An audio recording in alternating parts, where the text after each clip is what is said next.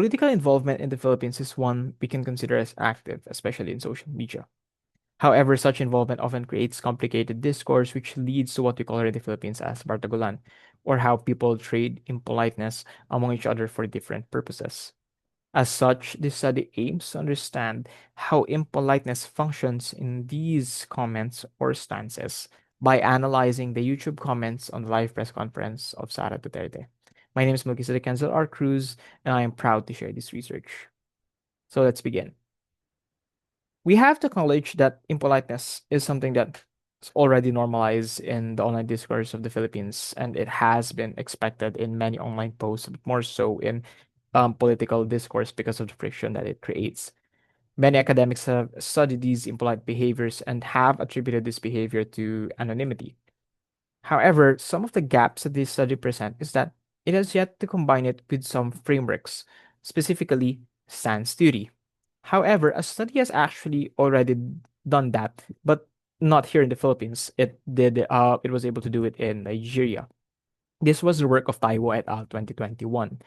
But this research aims to actually capitalize on the framework that it presented, but update it by using the conventionalized impoliteness formula by Culpepper and Hardaker 2017 and situate it in Philippine politics. Specifically, this research aims to answer the following questions. What are the conventionalized impoliteness triggers used in the comments? What are the stances of Filipino commenters on the YouTube video?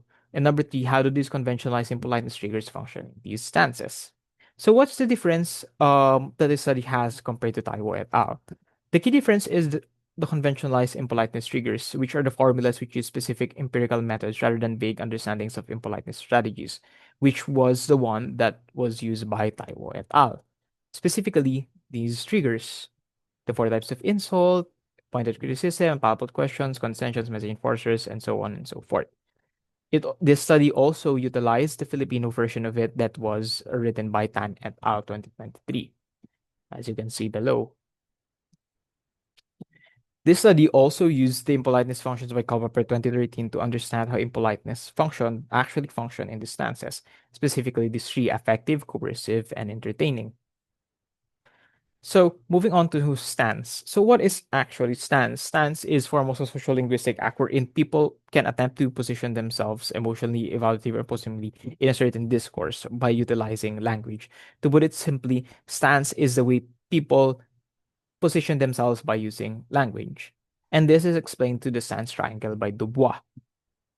Stance triangle is a three-way interaction where two or more people evaluate a certain discourse, reveal their positions or opinions about it, and reach either alignment or misalignment.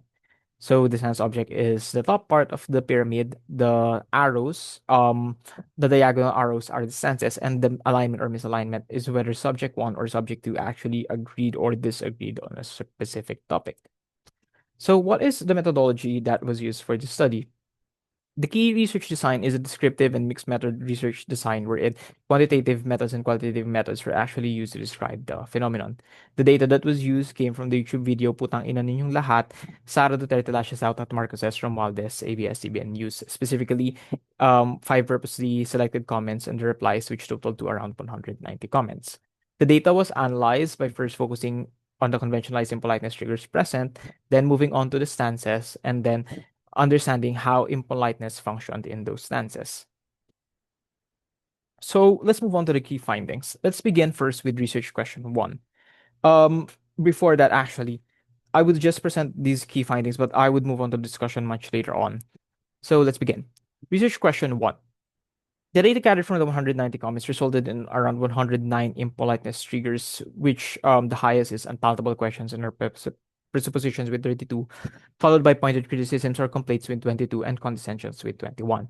The least used triggers were insult, personalized negative vocatives, insult, personalized negative references, and silencers, which all occurred only once in different instances.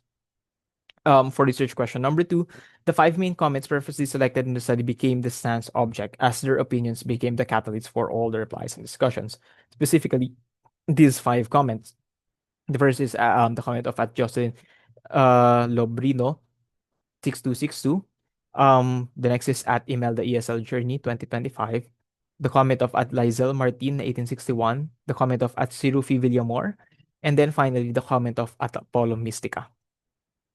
Each stance object had multiple replies and and stances, but common themes that were actually found were mostly focused on criticisms of Sara Duterte, politicians, and the voting habits of Filipinos. Here are some of the example stances that explain that show the criticism of Sara Duterte for the first part, a criticism of a specific politician for the second, and the voting habits of Filipinos, which was for the last part. So for research question number three, most of the stances or rather mostly, or actually all, were effective, coercive, or a mix of both. No entertaining impoliteness were discovered, and this can be attributed to the observation that stances, at least in this context, serve as a way of delivering a point rather than providing entertainment, as like in this stance below. Abogado ka nga pero hindi mo pinahalaga ng rule of law. VP ka kaya dapat may accountability ka. Bakit hindi mo naintindihan? VP ka nga, wala man lang napatunayan sa pagka-VP, malayong-malayo ka sa pinaltan mo si VP Robredo. This specific stance actually utilized effective and coercive both. The first sentence and the fourth to the last sentence are actually effective as they aim to actually affect the emotions of the addressee. And the second and third are actually coercive because it demands action that the VP take accountability for their position. So let's move on to the actual discussion of this. So beginning with research question number one. Like I said, the most prevalent were the three: unpalatable question, point criticism, complaints, and condescensions. Each of the three were actually used individually, but there are lots of cases wherein they were actually combined together. The prevalence can mostly be attributed because it focused on criticizing the arguments of co-commenters, a specific person of interest, like for example, Sara Duterte, Bongbong Marcos, and other politicians, and the other government or its branches. And the reason why all other impoliteness were lacking because they didn't really work as criticisms, or rather they didn't actually function as some form of way to state displeasement, wherein these three were actually able to do that. That's why they were the most prevalent. Moving on to research question number two, we have to understand that the sun's object had three specific themes, like the ones that I mentioned earlier. However, the one that was most discussed were the voting habits, and these actually led to impolite stances as commenters defended their voting decisions. Three out of the five stance objects actually pointed criticism when it comes to the voting habits of the Filipinos, and this is the reason why there were a lots of discussion regarding it. And because of these impolite stances, it actually led to more misalignments than alignments when it comes to the discussion of the discourse.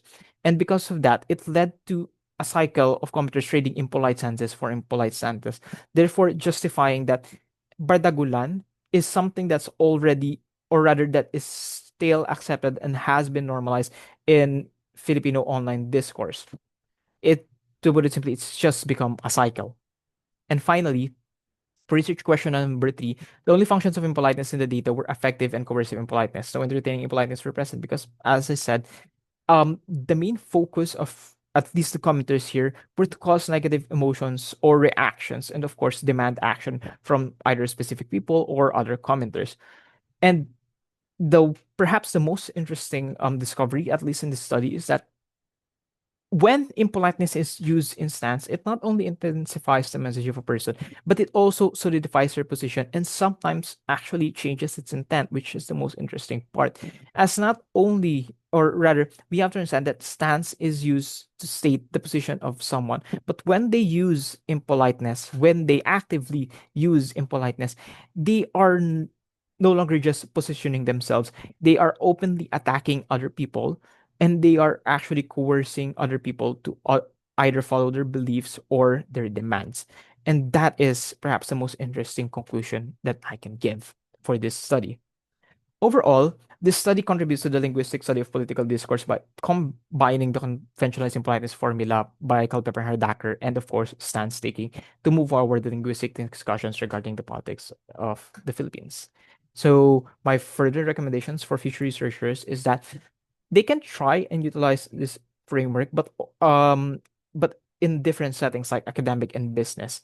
But also, they can try and include the non-conventionalized impoliteness triggers by Culpeper 2016, since these triggers are very different with conventionalized impoliteness and perhaps may present much more interesting results. That is all. Thank you so much for your time. If you have any further questions, please let me know.